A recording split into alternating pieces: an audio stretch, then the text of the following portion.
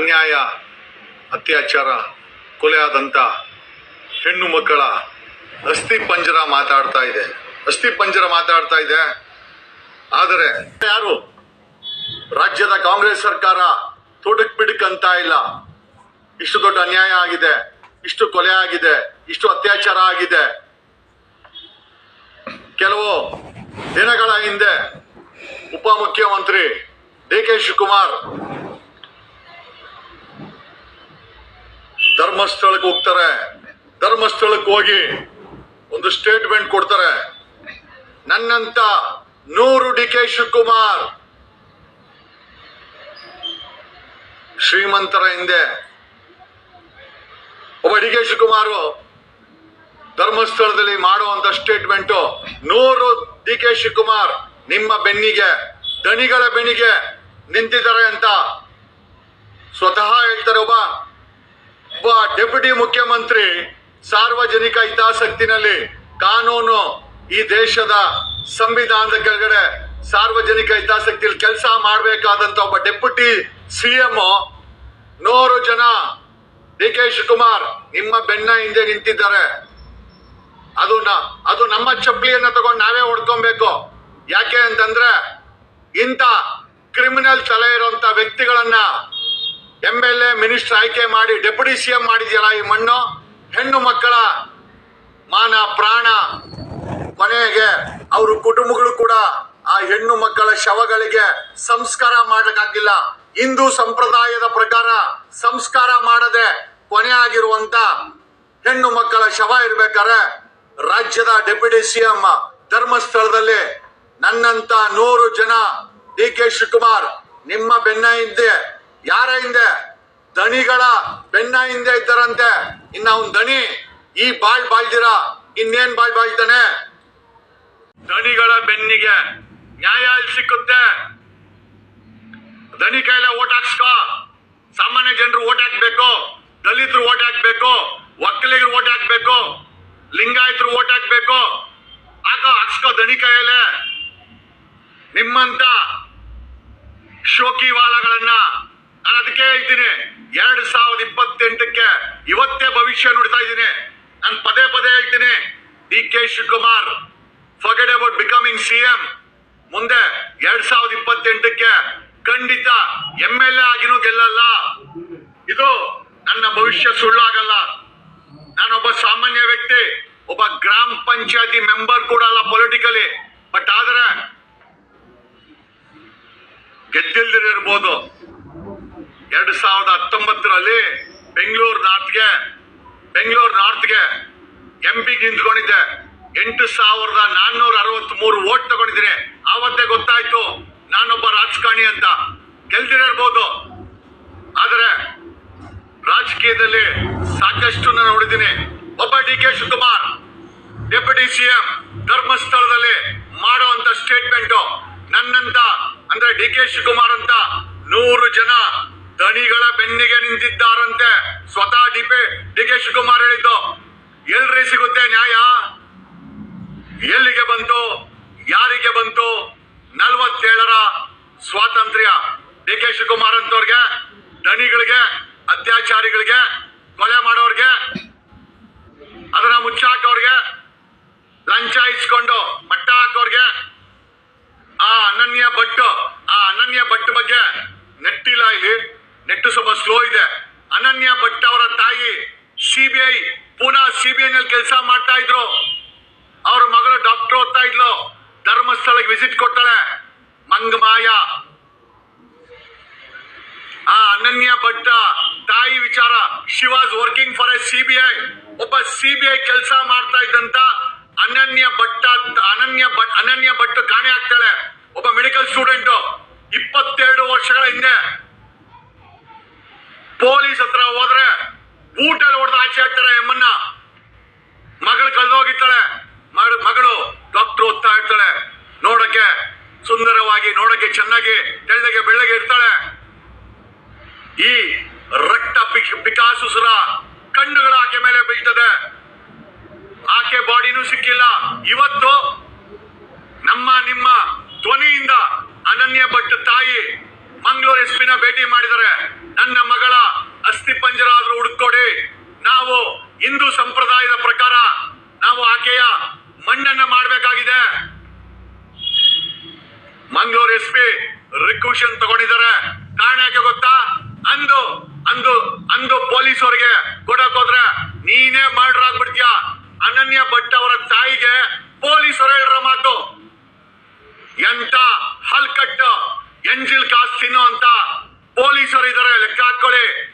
ಮಗಳನ್ನ ಕಳ್ಕೊಂಡು ಬೆಳ್ತಂಗಡಿ ಪೊಲೀಸ್ ಅವ್ರಿಗೆ 22 ವರ್ಷಗಳ ಹಿಂದೆ ಈ ಸಾವಿರಾರು ಹೆಣಗಳಲ್ಲಿ ಅನನ್ಯ ಭಟ್ ಅನ್ನೋ ಡಾಕ್ಟರ್ ಹೋಗ್ತಾ ಇದ್ದಂತ ಹೆಣ್ಣು ಮಗಳು ಕೂಡ ಹೆಣವಾಗಿ ಮಣ್ಣಾಗಿದ್ದಾಳೆ.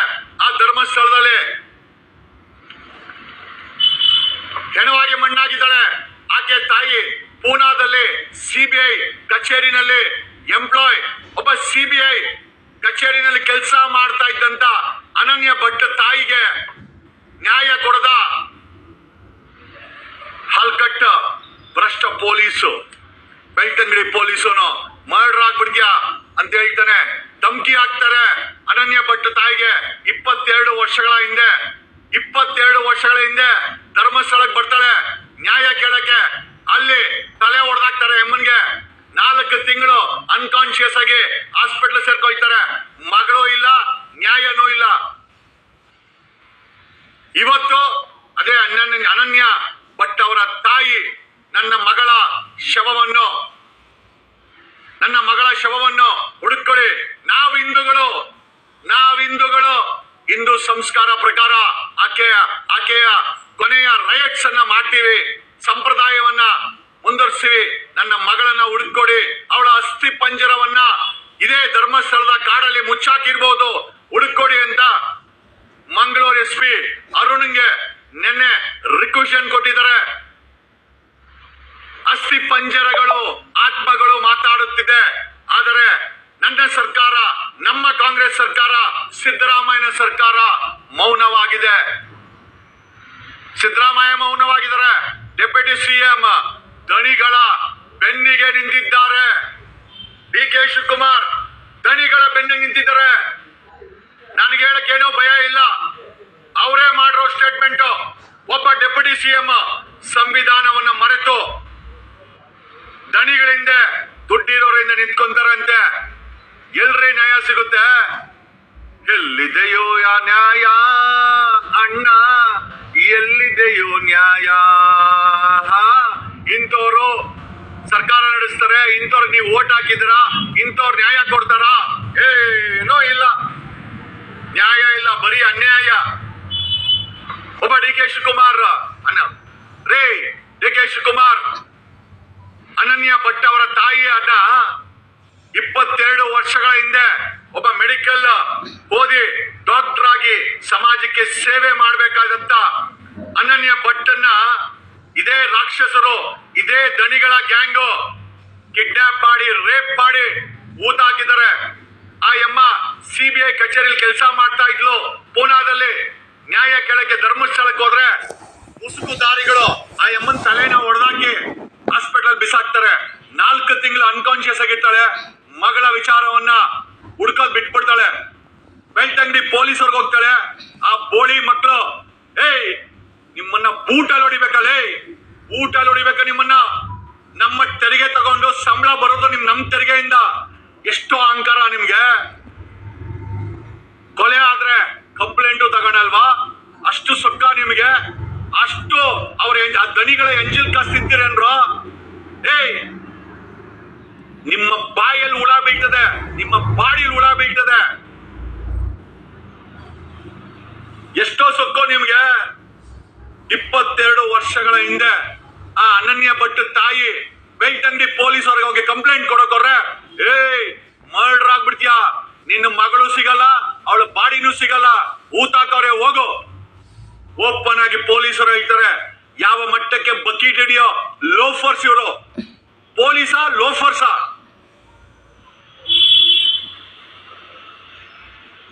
ಕರಿಬೇಕಾಗಿದೆ ನಿಮ್ಮನ್ನ loafers. We don't mind calling you loafers. ನಮ್ಮ ತೆರಿಗೆ ಹಣದಿಂದ ನಿಮ್ಮ ಸಂಬಳ ಬರ್ತದಲ್ಲೇ. ಬೇಕ್ ಆಫ್ ಇಡಿಯಟ್. ಎಷ್ಟೋ ಎಂಜಲ್ ಕಾಸು ತಿಂತೀರಾ ನೀವು? ಕೆಲಸ ಮಾಡ್ತಾಳೆ ಗೊತ್ತೇನೋ? ನಿಮ್ಮನ್ನ ಎತ್ತಿ ಹೊರಡೆ ಹಾಕ್ಸ್ಬೋದಾಗಿತ್ತು, ಆದ್ರೆ ಆ ಅನನ್ಯ ಭಟ್ ತಾಯಿ ತಲೆ ಹೊಡೆದಾಕ್ತಾರೆ.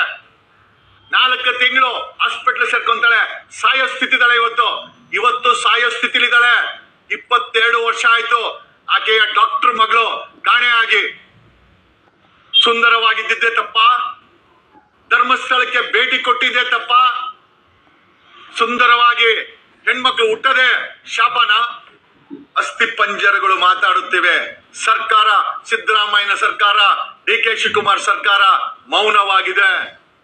ಬೀಟ್ ಕರೀತಾ ಅವರಂತೆ DK ಶಿವಕುಮಾರ್ ಅವರೇ. ನನಗೆ ಯಾರೋ ಹೇಳಿದ್ದು ಸರ್ಕಾರಕ್ಕೆ ಬ್ರೋಕರ್ಗಳು, ನಾನು ನಿಮಗೆ ಕೇಳ್ತೀನಿ, ನನಗೆ ಕೇಳಕ್ಕೇನು ಸಮಸ್ಯೆ ಇಲ್ಲ. ಸರ್ಕಾರದಲ್ಲಿ ಬ್ರೋಕರ್ಗಳು ಸರ್ಕಾರಕ್ಕೆ ಬಂದು 500 ಕೋಟಿ ಮುಟ್ಟಬೇಡಿ, 1000 ಕೋಟಿ ಆ ಕೇಸ್ ಬಗ್ಗೆ ತಲೆ ಕೆಡಿಸ್ಕೊಂಬಿಡಿ, 1500 ಕೋಟಿ ತಲೆ ಕೆಡಿಸ್ಕೊಂಬಿಡಿ, 2000 ಕೋಟಿ ಇವತ್ತು ಯಾರೋ ಹೇಳಿದ್ರು 2500 ಕೋಟಿ ಕೊಡ್ತಾರಂತೆ ಆ ಕೇಸ್ ಮುಟ್ಬೇಡಿ ಅಂತ. ಅದಕ್ಕೆ ಸರ್ಕಾರ ಮೌನ ಇದೆ. ಅದಕ್ಕೆ ಎಕ್ಸಾಮಿನೇಷನ್ ಬಾಡಿಗಳನ್ನ ತೆಗಿತಾ ಇಲ್ಲ. ಅದಕ್ಕೆ SIT ಫಾರ್ಮ್ ಮಾಡ್ತಾ ಇಲ್ಲ.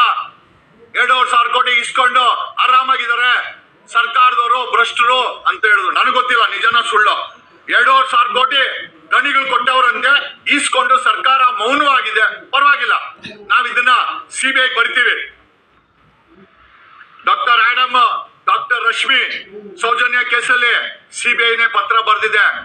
ಇಡಿಯಟ್ಸ್ ಅವ್ರನ್ನ ಅಕ್ರಮ ಮಾಡಿದ್ದಾರೆ, ಕೊಲೆಗಾರರಿಗೆ ಹೆಲ್ಪ್ ಮಾಡಿದ್ದಾರೆ. ಡಾಕ್ಟರ್ ಆಡಮ್, ಡಾಕ್ಟರ್ ರಶ್ಮಿ ಅಂತ CBI ಮಾನಿಟರ್ ಮಾಡಿದೆ. ನೀವೇನ್ ಅನ್ಕೊಂಡಿದ್ದೀರಾ? ಈ ಕೇಸ್ಗಳನ್ನ CBI ಮಾನಿಟರ್ ಮಾಡ್ತಾ ಇಲ್ಲ ಅಂತನಾ? ಖಂಡಿತ ಮಾನಿಟರ್ ಮಾಡ್ತಾ ಇದೆ, ಮಾಡಿಸ್ತಾ ಇದ್ದೀವಿ. You can't play around with the crime of a mafia. ಒಂದು ಮಾಫಿಯಾ ಇದು. What you think? ನೀವೆಲ್ಲ ಅಷ್ಟು ಈಸಿಯಾಗಿ ಪ್ರೊಟೆಕ್ಷನ್ ಕೊಡ್ಬೋದ ಅವ್ರಿಗೆ ಅಂತ? ಖಂಡಿತ ಇಲ್ಲ. ನಿಮ್ಮ ಮೌನ ನಿಮ್ಮಕ್ಕೆ ಹಳ್ಳಕ್ಕೆ ತಳ್ಳುತ್ತೆ. DK ಶಿವಕುಮಾರ್ ಅವರೇ, ಸಿದ್ದರಾಮಯ್ಯನವರೇ, ನೀವು ಈ ಸರಣಿ ಕೊಲೆ ಧರ್ಮಸ್ಥಳದಲ್ಲಿ ಸುತ್ತಮುತ್ತ ನಡೆದಂತ ಈ ಸರಣಿ ಕೊಲೆನಲ್ಲಿ ನಿಮ್ಮ ಮೌನ ನಿಮಗೆ ಒಂದು ದಿವಸ ಕಾನೂನಾತ್ಮಕವಾಗಿ ಹಳ್ಳ ತೋಡ್ತದೆ. You will fall into the pit. ನಿಂತ್ಕೊಳ್ಳಿ DK ಶಿವಕುಮಾರ್, ನಿಂತ್ಕೊಳ್ರಿ. ನನ್ನ DK ಶಿವಕುಮಾರ್ ಅಂತ 100 ಜನ ದಣಿಗಳ ಬೆನ್ನಿಗೆ ನಿಂತ್ಕೊಂತಾರಂತೆ. ಸ್ವತಃ DK ಶಿವಕುಮಾರ್ ಮಾಡಿದಂತ ಸ್ಟೇಟ್ಮೆಂಟ್. ಅದಕ್ಕೇನಪ್ಪ, ನೀನು ಖಂಡಿತ CM ಆಗಲ್ಲ. ಶಾಪ, ಆ ಆತ್ಮಗಳ ಶಾಪ, ಆ ಅಸ್ಥಿ ಪಂಜರಗಳ ಶಾಪ, ಆ ಮನೆಯವರ ಶಾಪ ನಿಮ್ಮಂತವ್ರಿಗೆ. ಕಾನೂನೇನು ಮಾಡಕ್ಕಾಗ್ದಿರ್ಬೋದು, ನೀವು ಒಳ್ಳೆ ಪೊಸಿಷನ್ ಅಲ್ಲಿ ಇರ್ಬೋದು. ಶಾಪಕ್ಕೆ ಫಿಲ್ಟರ್ ಇಲ್ಲ, ಶಾಪಕ್ಕೆ ಗೇಟ್ ಇಲ್ಲ, ಶಾಪನ ತಡಿಯಕ್ಕಾಗಲ್ಲ.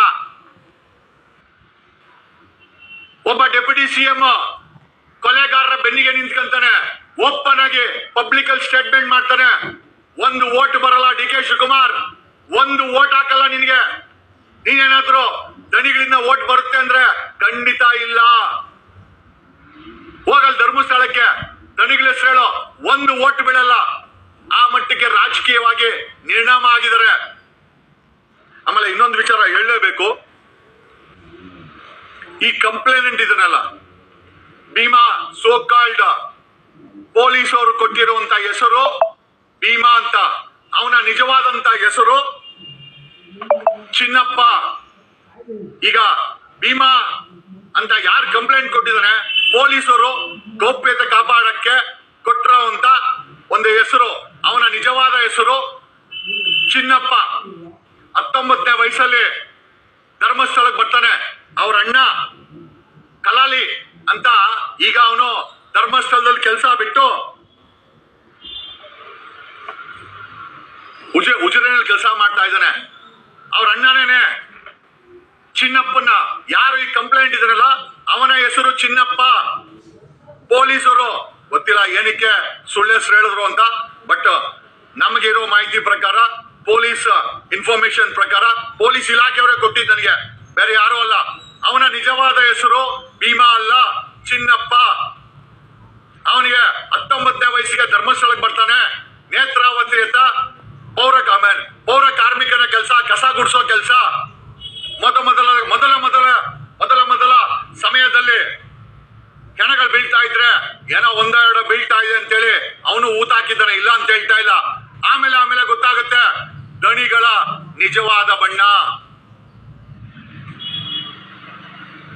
ಒಂದು ಹೆಣ ಊತ ಹಾಕಿದ್ರೆ, ಹೆಣ ಊತ ಹಾಕಿದ್ಕೆ ಬಕ್ಷಿಸ್ ಎಷ್ಟು ಗೊತ್ತಾ? 50 ರೂಪಾಯಿ. ಒಂದು ಹೆಣ ಊತ ಹಾಕಿದ್ರೆ ಚಿನ್ನಪ್ಪ ಅಲಿಯಾಸ್ ಪೊಲೀಸರು ಕೊಟ್ಟಿರೋ ಭೀಮಾ ಅನ್ನೋ ವ್ಯಕ್ತಿಗೆ ದಣಿಗಳು ಕೊಡ್ತಾ ಇದ್ದಂತ ಬಕ್ಷಿಸು 50 ರೂಪಾಯಿ. 50 ರೂಪಾಯಿಗೋಸ್ಕರ ಹೆಣ ಊತ ಹಾಕವನೆ ಚಿನ್ನಪ್ಪ ಅಲಿಯಾಸ್ ಭೀಮಾ. ಈಗ ಕಂಪ್ಲೇಂಟ್ ಕೊಟ್ಟರವನ ಹೆಸರು ಚಿನ್ನಪ್ಪ ಅಲಿಯಾಸ್ ಭೀಮಾ. ಅದು ಪೊಲೀಸರು ಕೊಟ್ಟರ ಹೆಸರು. 19ನೇ ವಯಸ್ಸಲ್ಲಿ ಧರ್ಮಸ್ಥಳಕ್ಕೆ ಬರ್ತಾನೆ, ಪೌರ ಕಾರ್ಮಿಕ ಕೆಲಸ ಮಾಡ್ತಾನೆ, ಸಾವಿರಾರು ಹೆಣಗಳನ್ನ ಊತ ಹಾಕಿದ್ದಾನೆ. ಪ್ರತಿ ಬಾರಿ ಹೆಣ ಊತ ಆದಾಗ ಬಕ್ಷಿಸು ದನಿಯವ್ರು ಕೊಡ್ತಾ ಇದ್ದಿದ್ದು 50 ರೂಪಾಯಿ. 50 ರೂಪಾಯಿಗೆ ಹೆಣ ಊತ ಹಾಕವನೆ. ಅವನು ಮೊದಲನೇ ಹೆಂಡತಿ ಇವನ್ ಕಂಡ್ರೆ ಇಷ್ಟ ಇರಲ್ಲ, ಬಿಟ್ಟು ಹೋಗ್ತಾಳೆ. ತದನಂತರ ಎರಡನೇ ಮದ್ವೆ ಆಗ್ತಾನೆ. ಇಬ್ಬರು ಮಕ್ಕಳು. 2014ವರೆಗೂ ಕೆಲಸ ಮಾಡಿ 2014ಕ್ಕೆ ಸಂಬಳ ಕೇಳ್ತಾನೆ. ನಾನು ಸೆಟ್ಲ್ಮೆಂಟ್ ಮಾಡಿ ನಾನು ಹೊಟ್ಟೋಗ್ತೀನಿ, ನನ್ನ ಕೈಯಲ್ಲಿ ಹೆಣ ಉಳಕ್ ಆಗಲ್ಲ ಅಂತ. ಆಗ ಇವರು 3.5 ಲಕ್ಷ ಪೆಂಡಿಂಗ್ ಇರ್ತದೆ, ಕೊಡಲ್ಲ. 50,000 ರೂಪಾಯಿ ಕೊಡ್ತಾರೆ. ಬೆಳ್ತಂಗಡಿ ಪೊಲೀಸ್ ಅಲ್ಲ, ಬೆಳ್ತಂಗಡಿ ಪೊಲೀಸಲ್ಲಿ ಅನ್ಕೋತೀನಿ. ಬೆಳ್ತಂಗಡಿನೋ ಧರ್ಮಸ್ಥಳ ಇಲ್ಲ, ಬೆಳ್ತಂಗಡಿ ಪೊಲೀಸಲ್ಲಿ ಇವನಿಗೆ NOC ಕೊಟ್ಟು 50,000 ರೂಪಾಯಿ ಕಾಸು ಕೊಟ್ಟು ಓಡಿಸ್ತಾರೆ. ಇವನು ಓಡೋಗ್ತಾನೆ. 2014ರಲ್ಲಿ ಓಡೋದನು 2025ಕ್ಕೆ ಪ್ರತ್ಯಕ್ಷ ಆಗಿ ಬಂದು ಇಷ್ಟು ಸಾವಿರಾರು ಹೆಣ್ಣು ಮಕ್ಕಳ, ಮೋಸ್ಟ್ ಆಫ್ ದೆಮ್ ಹೆಣಗಳು ಸ್ಕೂಲ್ ಯೂನಿಫಾರ್ಮ್ ಹೆಣ್ಣು ಮಕ್ಕಳ ಹೆಣ ಇತ್ತಂತೆ. ಜಸ್ಟ್ ಇಮ್ಯಾಜಿನ್ ರೀ, ಸ್ಕೂಲ್ ಯೂನಿಫಾರ್ಮ್ ಹೆಣ್ಮಕ್ಳು ಅಂತಂದ್ರೆ ಮೈನರ್ ಹೆಣ್ಮಕ್ಳನ್ನು ಕೂಡ ತಮ್ಮ ಕಾಮದ ಆಸೆಗೆ ಬಳಸಿಕೊಂಡು ಬಿಸಾಡಿದ ಈ ದಣಿ ಬೇವರ್ಸಿಗಳು. ಭೀಮನ ಅಸಲಿ ಹೆಸರು ಚಿನ್ನಪ್ಪ. ಆಮೇಲೆ ಚಿನ್ನಪ್ಪನ ಅಣ್ಣ ಹೆಸರು ಕಲೈ. ಅವನು ಇವಾಗ್ಲೂ ಕಲೈ ಉಜಿರೆನಲ್ಲಿ ಕೆಲಸ ಮಾಡ್ತಾ ಇದ್ದಾನೆ. ಇನ್ನೊಂದು ಹೊಸ ವಿಚಾರ ಅಂತಂದ್ರೆ ಧರ್ಮಸ್ಥಳದ ನಿಜವಾದ ಹೆಸರು ಕುಡುಮಾಪುರ. ಧರ್ಮಸ್ಥಳ ಅಂತ ಇವರು ಹೊಸದಾಗಿ ನಾಮಕರಣ ಮಾಡ್ಕೊಂಡಿದ್ದು. ಧರ್ಮಸ್ಥಳದ ನಿಜವಾದ ಹೆಸರು ಕುಡುಮಾಪುರ ಅಂತ.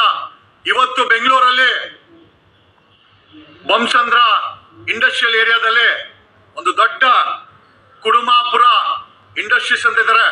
ಚಿಕ್ಕ ದಣಿ ಅದನ್ನ ನಡೆಸ್ತಾ ಇದ್ದಾರೆ. ಚಿಕ್ಕ ದಣಿಯ ಒಡೆತನದ ಬೊಮ್ಮಸಂದ್ರದಲ್ಲಿ